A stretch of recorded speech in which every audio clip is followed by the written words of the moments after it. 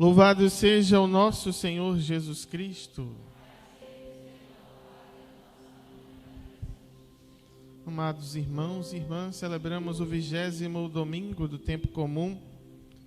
Neste domingo em que nós ouvimos estas palavras fortes de Jesus, com exclamações bem acentuadas, que nos fazem refletir sobre a nossa vida, o nosso compromisso diante da sua palavra e da sua vontade. Lá no dia da Páscoa, na ressurreição do Senhor, Jesus aparece aos discípulos e traz uma saudação do ressuscitado. Qual é esta saudação pascal de Jesus? Qual é? Jesus ressuscitado diz o que quando aparece aos discípulos? A paz esteja convosco. No Sermão da Montanha, nas bem-aventuranças, Jesus vai dizer: bem-aventurados os que promovem a paz, felizes os que promovem a paz. João vai trazer a imagem de Jesus como o príncipe da paz, assim como as profecias do Antigo Testamento. E hoje então Jesus vem e nos diz: eu não vim trazer a paz. Como pode então o príncipe da paz não trazer a paz? Em outras passagens, Jesus vai dizer que todo reino dividido contra si mesmo se destrói. Mas hoje ele diz que veio trazer a divisão. Então, para a gente entender o contexto de tudo isso, precisamos recordar, como eu falei para vocês no domingo passado, Jesus está caminhando para Jerusalém. Desde lá da casa de Marta e Maria, ele está seguindo para Jerusalém, ou seja, está seguindo para a cruz. O batismo que ele diz que irá receber é a cruz. Como estou ansioso para receber este batismo. E o batismo trata-se justamente deste mistério da paixão de Cristo. E vemos isso quando Tiago e João perguntam a Jesus: mestre, é possível que sentemos uma à direita e outra à esquerda no reino? E aí Jesus vai dizer: por acaso vocês irão beber do cálice que eu vou beber? Irão receber o batismo que eu vou receber? Então Jesus já está consciente. E ele precisa mostrar aos discípulos qual é o sentido da sua missão. Eu não vim aqui para que as estruturas que eu encontrei permaneçam as mesmas. Eu não vim aqui para ver essa injustiça em nome de Deus e tudo permanecer do mesmo jeito. Eu não vim para que esta hipocrisia que vocês vivem a vossa fé continue se espalhando e tudo como se tornando normal, como se fosse o habitual de se relacionar com Deus, a forma como vocês se reúnem para celebrar suas liturgias, a forma com a qual vocês olham para os mais necessitados. Então eu vim para dividir. Jesus não é a divisão, mas ele é a causa da divisão, porque Jesus vem romper. E como ele vai nos dizer no fim dos tempos, será separado as ovelhas dos cabritos, os bons dos maus, os justos dos injustos. E aí Jesus também vai nos dizer uma palavra forte hoje: eu vim lançar fogo sobre a terra, como eu gostaria que já estivesse aceso. Domingo passado Jesus nos deu duas recomendações, falando da vigilância.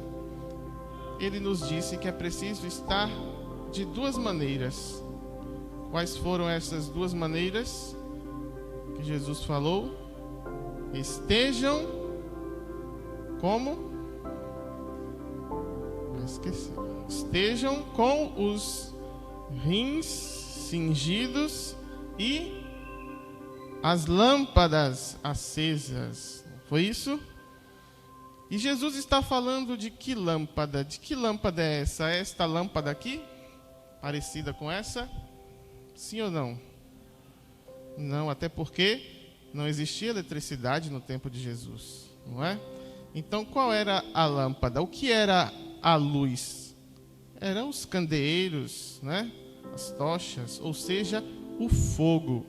Então Jesus, quando diz mantenha as vossas lâmpadas acesas, ele está falando do fogo que ilumina. E hoje ele diz, eu gostaria que este fogo já estivesse aceso.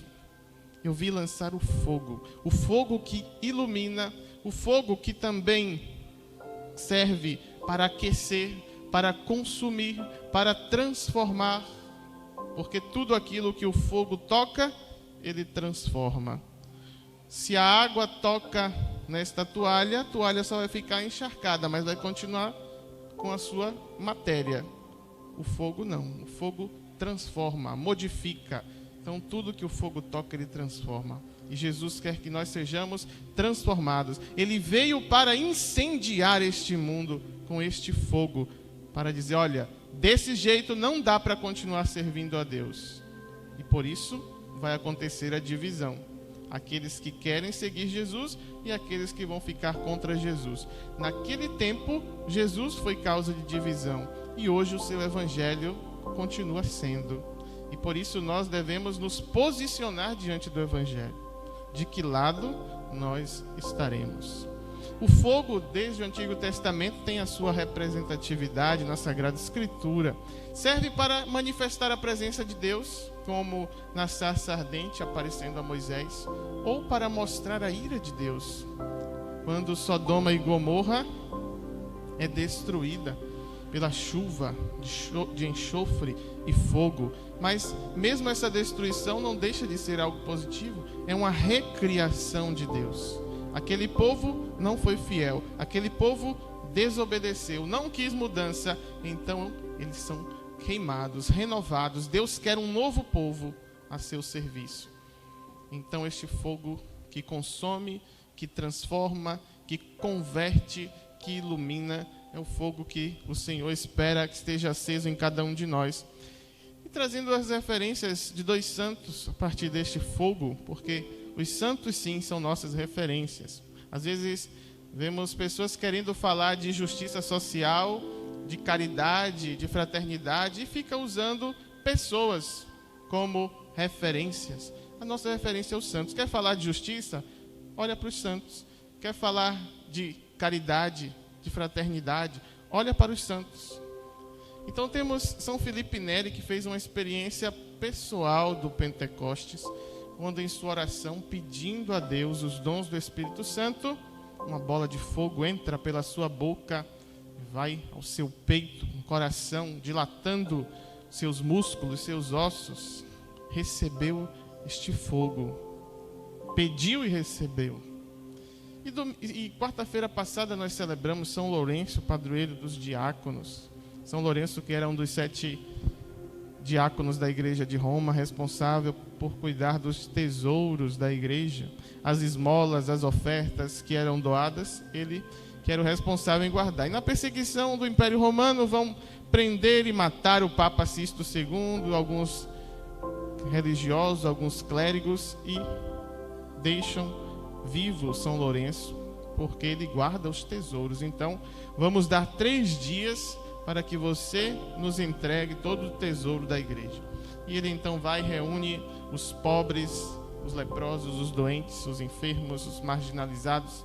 E quando o imperador chega, cadê? Entregue o tesouro da igreja. Ele apresenta os pobres. Aqui está o tesouro da igreja. Isso causa revolta. Eles vão martirizar São Lourenço, colocando numa grelha em cima de brasas. E ali, enquanto queimava, São Lourenço dizia, olha, pode virar o lado, porque este aqui já está bem assado. Então era um fogo que consumiu o seu corpo, que o matou. Mas aquele fogo não chegava nem perto do fogo interior que havia em São Lourenço, o fogo do amor a Deus, o fogo da obediência a Deus, o fogo da caridade, o fogo da santidade. É este fogo que Jesus quer que nós mantenhamos acesos em nossos corações, em nossas almas. E aí Jesus então vai dizer, seguindo aqui, né? Olha, eu não vim trazer a paz, eu vim trazer a divisão.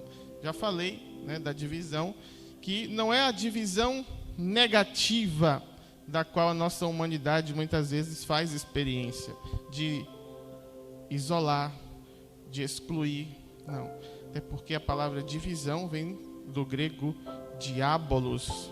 Diabolos significa divisor. Então, tudo que é diabólico é algo que divide, que separa. E o contrário de diabólico é simbólico. Então, o contrário de diabolos é o símbolo. O símbolo é o que une. Nós aqui temos este símbolo, a cruz de Cristo, um símbolo do cristianismo. Quando nós, então, aqui entramos, quando nós carregamos a cruz em nosso peito, nós nos sentimos pertencentes de uma mesma fé. Quando entramos em uma igreja que tem uma cruz, nós nos identificamos como cristãos, como um espaço sagrado, celebrativo. Então, é um símbolo que nos une. Quando você vem para a missa com essa camisa de São José, de Nossa Senhora, quem passa não te conhece vai dizer, olha, é católico. Então, um símbolo que nos une, que nos identifica. Assim, nós temos um símbolo também da nossa fé, a oração que se chama o símbolo. Qual é o símbolo? A oração chamada símbolo dos apóstolos, símbolo da nossa fé. Como é o nome dessa oração? Como é? Só Daniel que sabe. Muita gente diz que é o Pai Nosso. Hoje, o dia todo, foi o Pai Nosso. Mas é o credo. Porque no credo, nós professamos tudo aquilo que a igreja tem como verdade de fé. Então, no credo, a gente discorre todas aquelas notas e afirmações fundamentais e essenciais da fé católica. Então, quem professa a fé é católico, isso nos une. Assim começa a nossa vida cristã no batismo, professando a fé. Quem é adulto ou criança, os seus pais e padrinhos. Então, Jesus não está falando desse diabolos, dessa divisão maléfica, mas dessa divisão necessária entre aqueles que abraçarão o Evangelho e aqueles que rejeitarão o Evangelho. E aí entra a nossa resposta. E depois de uma resposta dada, manter essa resposta. Jesus vai nos falar sobre esta paz que ele não veio trazer. Mas como disse, ele é o príncipe da paz. Então ele está falando de uma outra paz. De uma paz ilusória. Porque quando ele nos diz, eu vos deixo a paz, eu vos dou a minha paz, mas não a dou como o mundo a dá. Então a paz de Jesus não é uma paz conivente com o mundo, acomodada, conformada. Então, para que eu não cause mal-estar ao outro, para que a igreja não cause mal-estar ao outro, para que eu, na minha fé, não cause mal-estar ao outro, eu vou aceitar tudo que o outro me diz, tudo que o outro faz. Na família é a mesma coisa. Estamos nesta semana da família. Precisamos parar para refletir um pouco como está indo a nossa família. Então, às vezes, o filho vai lá, faz uma coisa errada. A mãe, para não gerar uma confusão maior, prefere mentir, esconder aquilo que aconteceu para o pai. E aí, ela dá margem para o filho continuar errando. Para o filho continuar fazendo aquilo, porque ela não vai contar para o pai, para não ter algo maior, e até mente. Uma mentira para evitar um mal maior. A mentira nunca é solução para nada, né? Então, como vai a sua família diante desse compromisso com o Evangelho, diante desta paz, que não é uma paz para superficializar os problemas? E aí, a mulher já não confronta o marido não questiona nada, os filhos, e aí todo mundo vai vivendo de qualquer jeito, e a sujeira vai ficando escondida debaixo do tapete e nada se resolve. Então Jesus não quer falar desta paz falsa, ilusória, mas uma paz inquieta, uma paz que compromete-nos, como o profeta Jeremias hoje. Jeremias vai sofrer as consequências de ser profeta, que todos nós somos também profetas. e precisamos levar adiante. Ele não está preocupado, o profeta não se preocupa com a sua popularidade. Ele se preocupa em anunciar o evangelho como Deus mandou. Doa quem doer. Estou falando que Deus mandou. E aí Jeremias vai dizer, nas entrelinhas, na leitura de hoje, olha, não adianta vocês quererem restaurar Judá. Não adianta vocês se reunirem, porque já está decretado. Vocês desobedeceram a Deus. Vocês não foram fiéis a Deus. E por isso Deus permitiu que Nabucodonosor invadisse Jerusalém, tomasse Jerusalém, porque vocês foram infiéis. E Jeremias vai profetizando isso e o povo começa a se incomodar e dizer, olha, ele está desanimando a gente. Ele está com essas conversas aí e vão mandar prender Jeremias para calar a voz do profeta. E ali então, prestes a morrer, vai aparecer Abimeleque, que vai ajudá-lo a se libertar daquela cisterna. E aqui se cumpre a promessa de Deus para todos nós, e especialmente nesse chamado de Jeremias, Deus vai dizer a ele, não tenha medo, porque eu estarei contigo em todos os momentos. Não tenha medo, porque eu estarei contigo para te defender. E Deus defende Jeremias. Deus livra a vida de Jeremias da morte. Mas este convite a vivermos esta paz que fala o que Deus quer, que anuncia a verdade e que não se conforma com o mundo, não se iguala ao mundo, mas transforma o mundo. Há poucos meses houve uma experiência lá no bairro onde eu nasci, onde os traficantes do bairro se viraram inimigos, porque lá eles são bem unidos, Dentro do bairro não tem problema com facção, nada, Então, eles são unidos, vamos dizer assim. E aconteceu que uma rua lá se desuniu com a outra. E aí foi um caos, porque ninguém está acostumado com isso lá. E o pessoal ficou muito preocupado, as pessoas ficavam em casa mais cedo e tal. E foi dias de muita tensão e medo, porque é uma experiência, como disse, nunca vivida, porque eles nunca se dividiram. E aí, depois saiu notícia, pronto, tá tudo de boa já estão normal, já voltaram tudo ao normal. Aí alguém colocou assim no grupo da família, já está tudo na paz de Deus. Aí eu falei, e essa é a paz de Deus mesmo? Porque cessou esse conflito entre eles, mas esses jovens continuam sem paz. Esses jovens não têm liberdade na vida deles. A família deles não estão em paz. O tráfico continua em nosso bairro. Que paz nós temos? Essa não é a paz de Deus. E é o que Jesus vem dizer. A minha paz não é como o mundo a dá, mas é esta paz inquieta.